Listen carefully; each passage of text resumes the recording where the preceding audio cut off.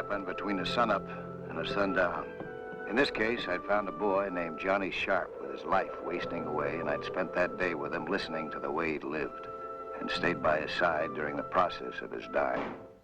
He asked me to bring his body to an undertaker he called Doc, and then to contact 2 other men and a woman who would be his mourners, and to tell them that at 11 o'clock tonight, from the slab in the undertaker's room, he'd pay back the one who killed him. That's my mission, to assemble the mourners for Johnny Sharp.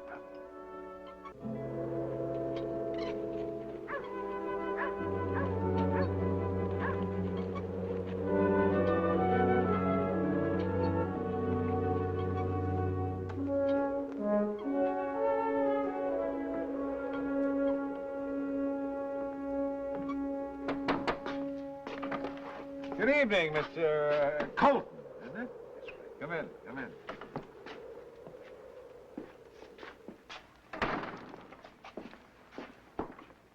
Well, I believe you met these gentlemen and the lady. As I'm proprietor of this house of death, I suppose it's proper that I play host, don't you?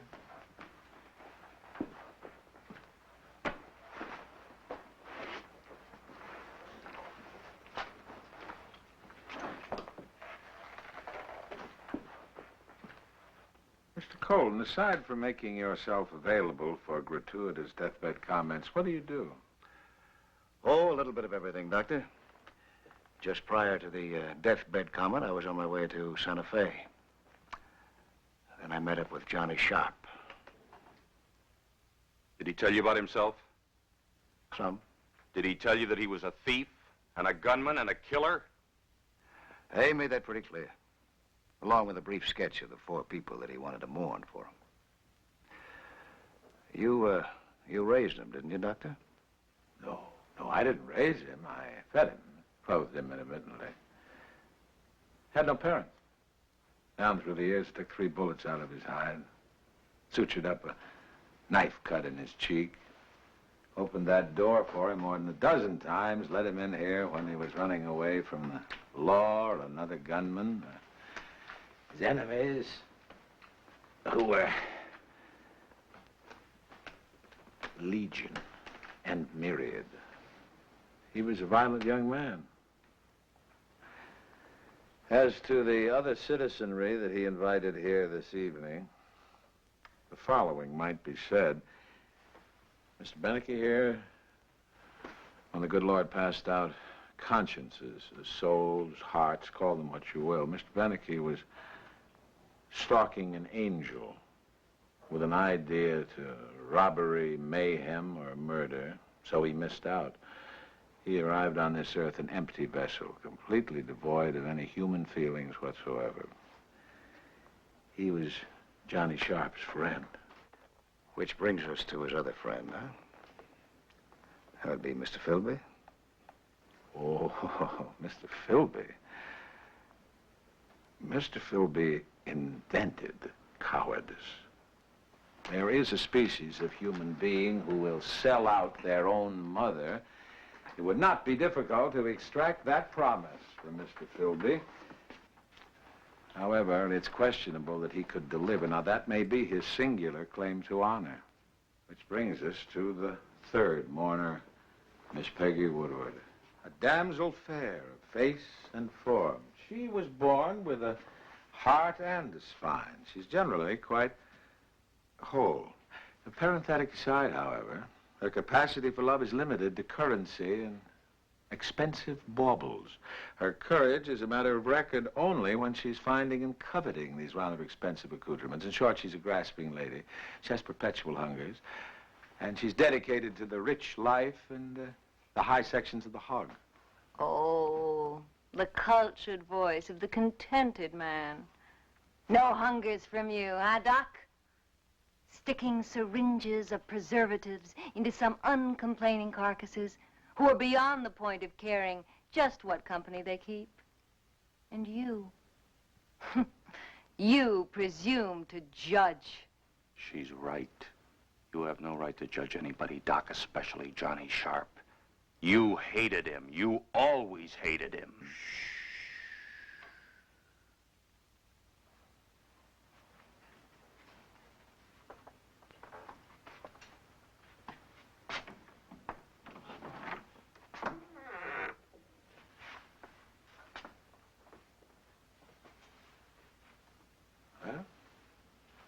Here we are, Mr. Colton, the Mourners 4.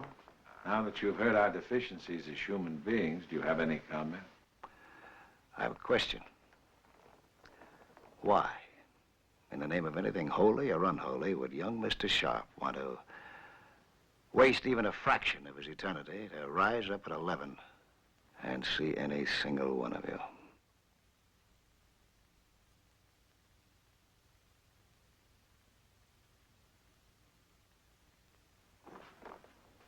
Quite awake, isn't it, Mr. Colton? Very sentimental, Doc, very sentimental. I'm deeply moved by the whole thing. But ignore me, please. I'm here simply to represent the estate of Johnny Sharp. The estate, I told you. Makes your mouth water, doesn't it, Miss Woodward? Visions of cash flit through that beautiful blonde head of yours. I wouldn't laugh if I were you, Mr. Beneke. A couple of the dirtier pages of Mr. Sharp's book. You authored. In fact, every dirty trick he learned came from you. The first dollar that he stole, you sent him out for. That's what Johnny Sharp told me. I taught him his trade. That's what he wanted. Trade? When you started teaching him, his trade was being 12 years old. You gave him lessons in killing before he knew anything about living. What makes you think that John Sharp owes you anything, Mr. Beneke? I'll take my due. Johnny Sharp wanted the 4 of us here. All right, we're here. Whatever gets divvied up, I'll take my 4th. Well, I don't know how you rate anything. You'll just have to live with that question, Philby. And I'll have to live with the question as to how you got him. In the back, I'm sure, but how did you get close enough? You go to the devil, Beneke. I didn't kill Johnny, do you hear? I never killed him. If anybody killed Johnny, it had to be you, because you're the gunman around here. You're the killer.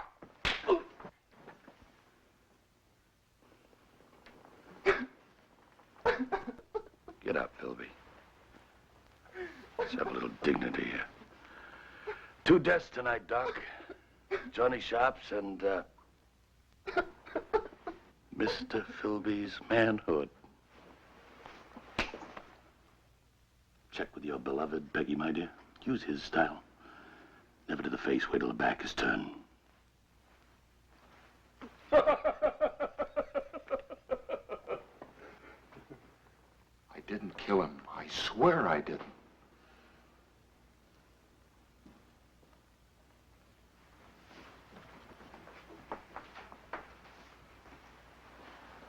Did you? Did you shoot Johnny? Me? My dear, a worthy adversary for me would be a rabbit. As I'm sure Mr. Colton could tell you from what he's seen and heard this evening, and from what Johnny Sharp must have told him about me. Hardening of the arteries and softening of the nerves. That's the way Johnny described you. Indeed.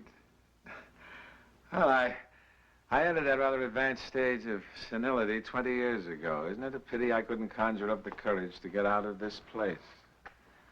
This miserable place that spawned such miserable people. If Johnny could have gotten out, he would have had a chance. Well, here we are. We're waiting for the reckoning, aren't we? For Johnny Sharp to pay us back in death what we took from him in life. 11 o'clock. That's when we open the books. As per instruction. As per Johnny Sharp's instructions.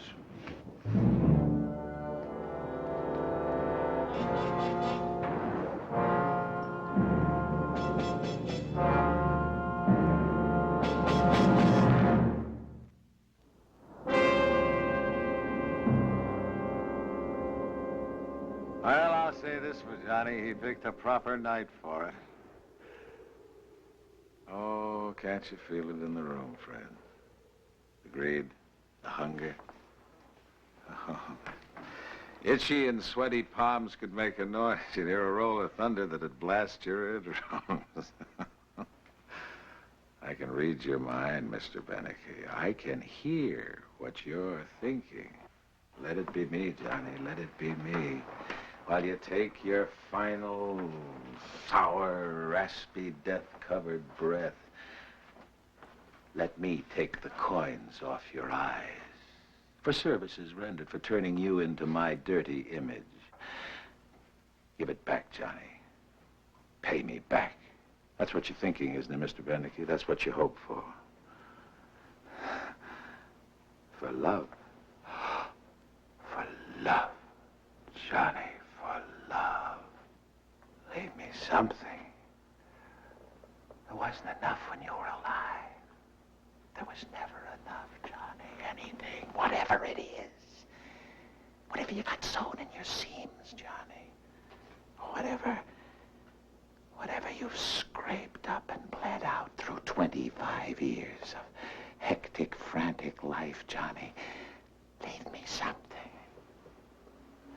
Unfortunately, this is the only litany Miss Woodward can come up with for the occasion, the only one. Oh, and do I hear a mournful dirge from Mr. Philby? Johnny, Johnny with the knowing blue eyes who always looked past me, through me, and around me, but never saw me. Oh, leave me some residue now, Johnny. Gold or silver, a pair of old shoes, anything poor and paltry, but leave me something that's left over from what I didn't steal from you while you were alive. Oh, we're a mangy crew. We don't mourn, we covet. This isn't a wake. It's a grave robbing.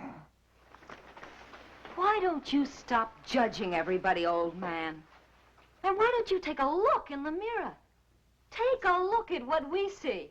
Take a look at what Johnny Sharp saw.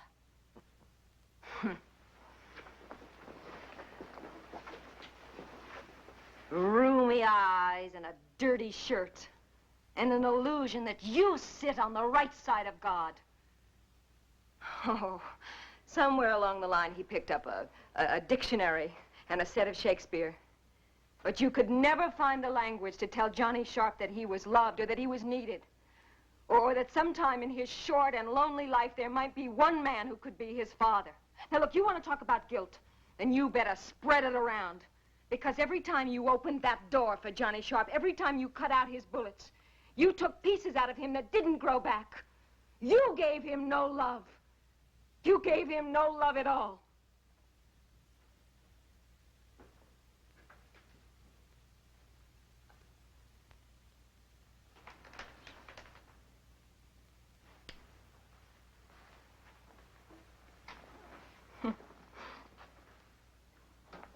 You think that you're the only one that's ever read a book? You think that you're the only one who's ever been to school? I started out that way, too. With a family and a decent way. We used to eat on tablecloths and go to church. And I want it that way again. Just like you. And Johnny Sharp living or Johnny Sharp dead, if he can help me get out of this place, I can spit out as much pride as you can. Peg, you and me. You and me. Oh, baby boy, baby boy. In your finest moment, you could never stand tall enough to see Johnny Sharp, let alone look eye level at him. Oh, yes.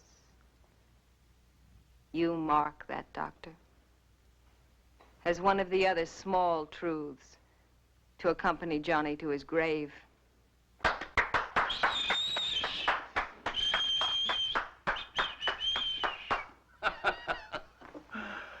And for Miss Woodward's next number, she will sing She's More to Be Pitied Than Censured, followed by some more dramatic readings.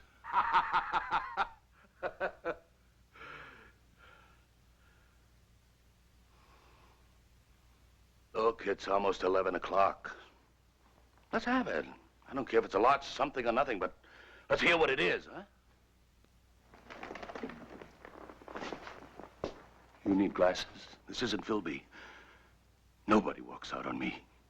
When I ask a question, I want an answer.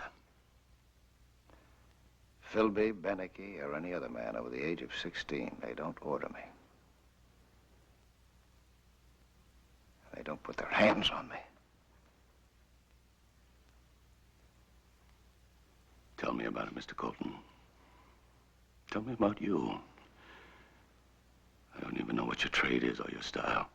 Would shooting a man in the back cover either of them? Neither of them. I don't shoot men in the back.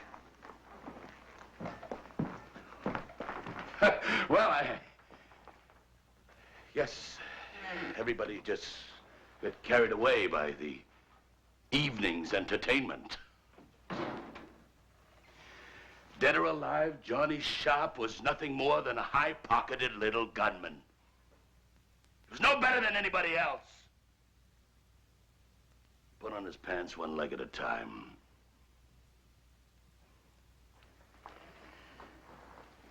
And you know something, Fritchman? He got the kind of death he dished out.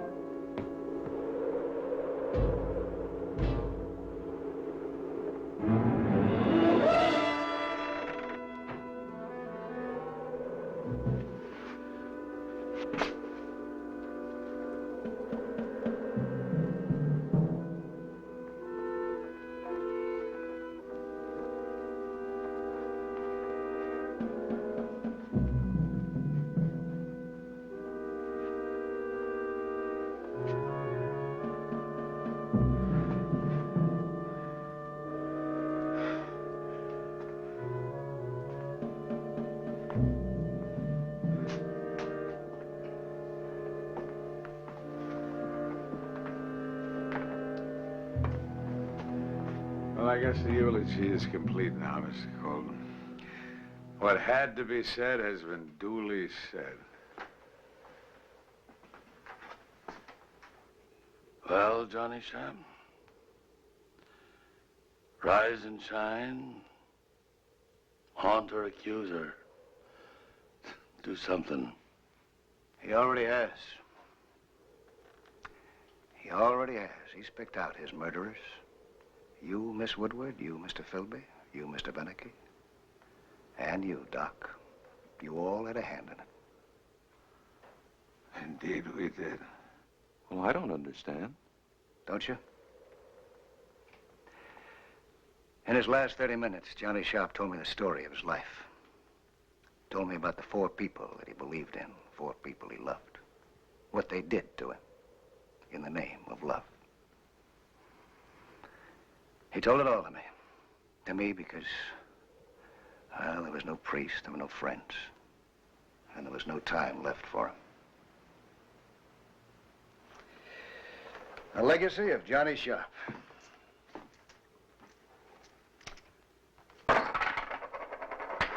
$4 silver, one for each of you.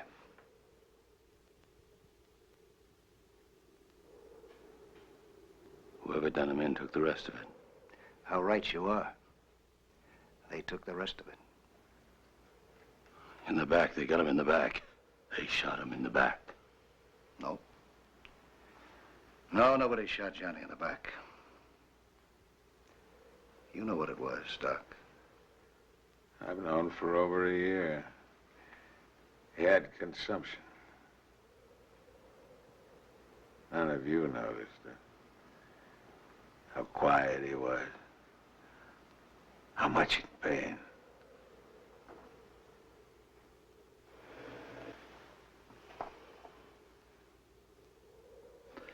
Well, Johnny boy, not much to leave your old pal, your old teacher. I'd kind of hoped it'd be more so I could get out of here. So for the first time, I could ride out in the daylight instead of hiding out here for the rest of my life.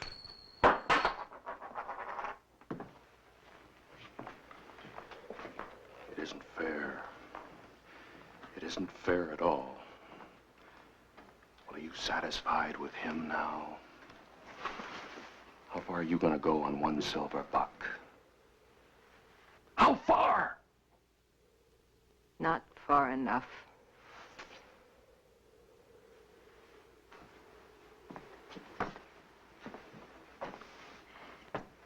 I want to thank you, Mr. Colton, for delivering your message. And I'm going to keep this as a memento. Because I know now there should have been 30 of them. Peg. Peg, can I go with you? Oh. Why not? You can stand over me the whole night long while I cry.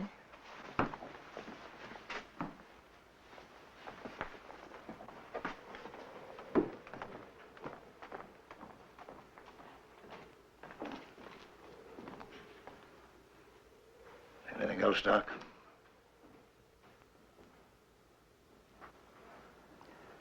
I'll be on my way.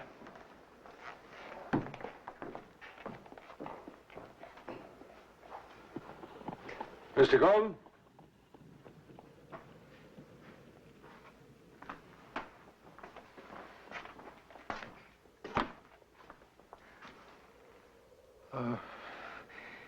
Miss Colton, I had a wife and a child.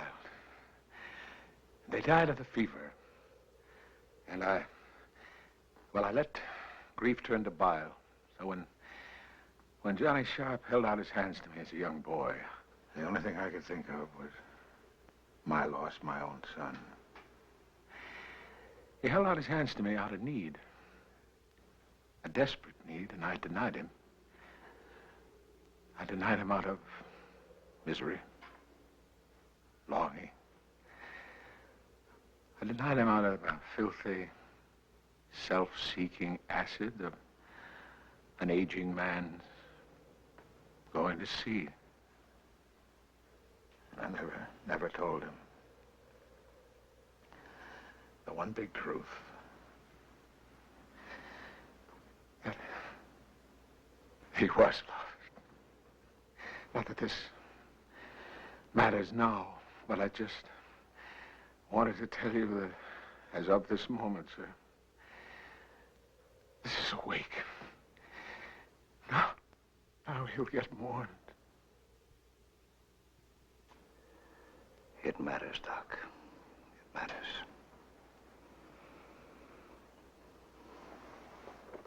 Because it's about time.